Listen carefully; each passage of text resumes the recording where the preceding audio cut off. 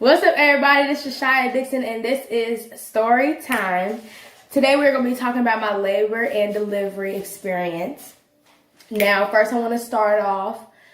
I first met my boyfriend when I was 12, and we've been together for 6 years.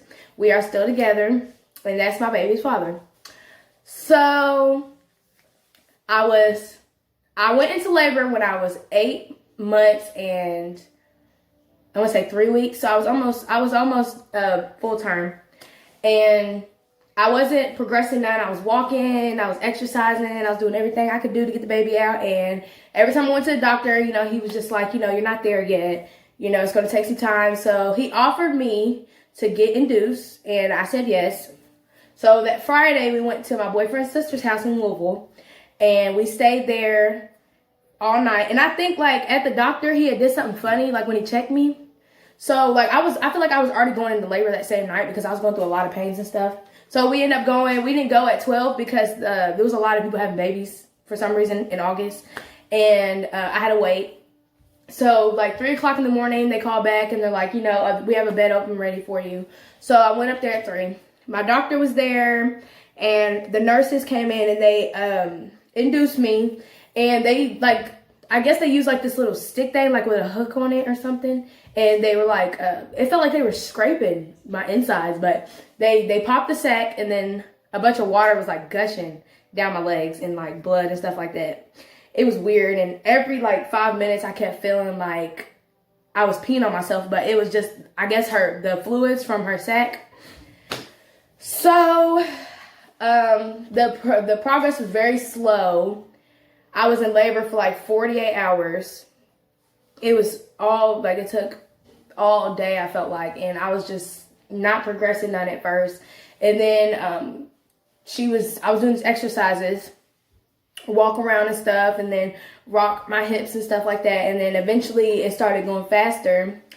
When I was 4 centimeters or 5, I got my epidural.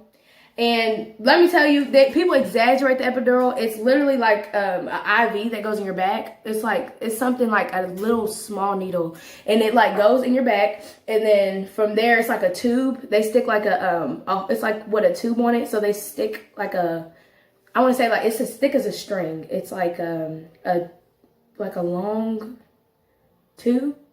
And they stick it up your back, and that's what pumps the numbing medicine in through your back. So it's not no big needle, and it don't stick through your back. It goes in, right under the skin. It doesn't hit your spine or anything. So people lie and exaggerate on that. So I got the epidural, and 10 minutes later, my whole, from my waist down was so numb. I couldn't feel anything. My legs were super numb. I was just, feeling weird. And then I don't know if it was the medicine in the epidural, but I was feeling high for some reason. So I'm a little iffy on the memory. But after that happened, I was starting to progress a little after the 4 centimeters dilated. I kept rocking my hips and stuff, and for some reason, I don't know if she got stuck or something. But when I was at 6 centimeters, I was stuck there for a whole day. Mind you, I'm in the hospital for 48 hours before I even have her. So I guess she was stuck right in my canal. They said that my canal was too small for her to come through. So they were trying to get me to think about a C-section. But I didn't want to have one, so I was crying to my boyfriend and crying and stuff, saying I didn't want to have one because I was scared. I didn't want nobody to cut me open. So after that, I'm rocking my hips all day trying to get the baby to come down.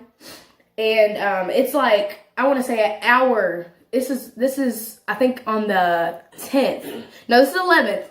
On August 11th at 2 o'clock in the morning, the doctor comes in.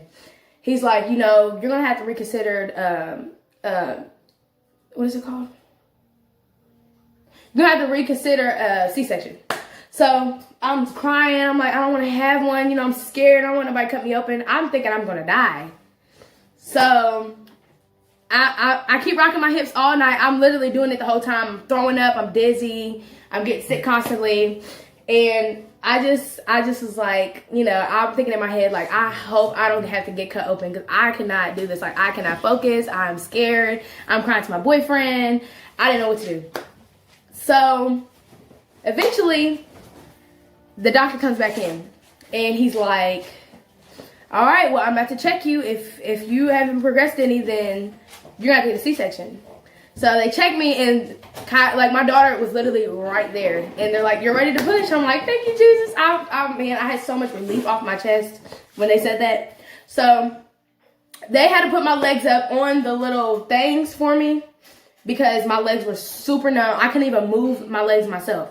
So they had to put my legs up for me, and I started pushing.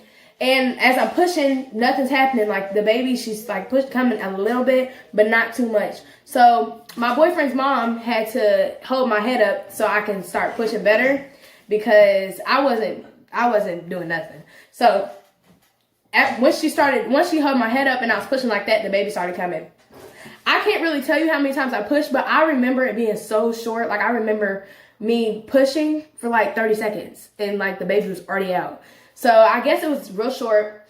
She came out and they laid her on my chest and I was so happy.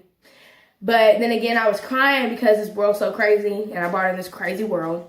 So after that, my boyfriend cut the cord and they took her, they weighed her. She weighed 7 pounds and 2.8 ounces. She was 18 inches long. She was so pale. Mind you, my baby looked weird. Like weird, because she was white and I'm black, okay? It was weird. I was like, hold up. But yeah, she looked kind of weird too. She had like a cone head and everything, but I guess, you know, that's from coming through the canal and everything. So yeah, that was my experience. And the numbing didn't go down until like, I want to say so I was upstairs in the delivery room for like 6 hours after I had my daughter. Or a few hours, maybe 4. I don't really remember because I was so high. So maybe like 4 hours before I had my daughter. After I had my daughter, I was in the delivery room. They took me downstairs to the recovering room, and my legs were still super numb. It took me forever to get my legs from being numb to be able to walk or anything. It felt weird when it was wearing off and everything. So I didn't know when I went to the bathroom that I had stitches. So I guess they gave me a episiotomy, however you say it.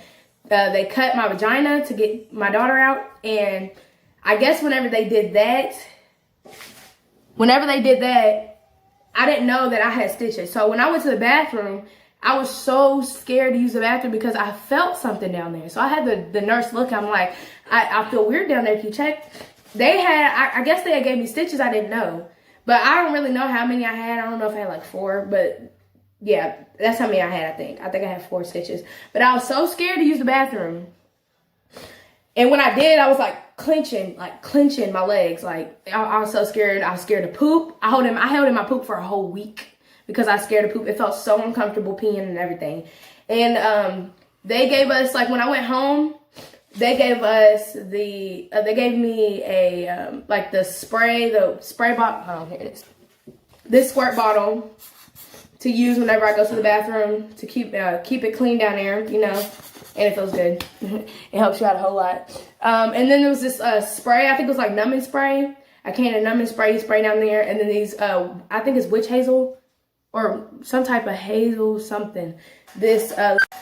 These witch hazel, some type of pads, and you put it in your underwear, and it keeps your vagina from keeping it fresh and stuff like that. You know, keeps it healing and stuff like that. They give you a pair of underwear to take home, like these hospital underwear, and a pad that goes inside of it. So you get a pad, you get underwear, you get the cleansing pads, the spray bottle, and then the numbing spray. And that's pretty much it. So that was my experience. Labor is not as bad as everybody exaggerates it to be, unless you're being like doing a natural labor. I don't really know because I've never done natural labor, so I can't, say, people are lying about that. But I know the epidural. I ain't gonna lie, I have back problems now, but I don't know. I think I had them before, but ever since I've had the epidural, I feel like I've had bad back problems. I don't know what it is, but my back be hurting bad sometimes. Like if I lay flat on my back, or if I cough too hard, it's over. So yeah, that's all. Thank you for watching this video. Please like, comment, and subscribe, and I'll see you next time. Thank you. Oh, I gotta do this.